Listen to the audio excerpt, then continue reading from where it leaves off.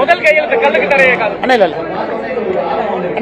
இன்னைக்கு தேசிய ஜனநாயக கூட்டணியை பொறுத்தவரை தமிழகத்தில் நிச்சயமாக கல்லை இறப்பதற்கு அனுமதி கொடுக்க வேண்டும் என்பதிலே தெள்ளத் தெளிவாக இருக்கின்றோம். காரணம் நிறைய நம்ம பேசியிருக்கோம். எந்த அளவுக்கு ஒரு இயற்கை உணர்வு, பல நோய்களுக்கு பனைமரம் தென்னை மரத்தில் வரக்கூடிய பால், இதை நம்ம பால் தான் சொல்லணும்.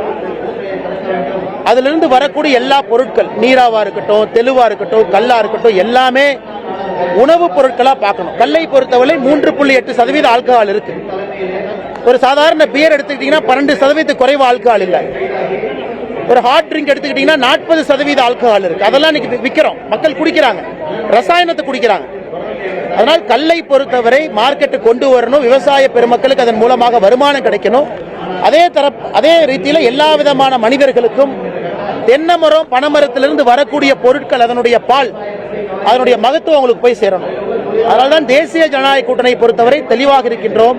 2026 மக்கள் எங்களுக்கு வாய்ப்பு கொடுக்கும் பொழுது கல் இறக்குவதற்கான அனுமதியை நிச்சயமா நாங்கள் கொடுக்கத்தான் போறோம்.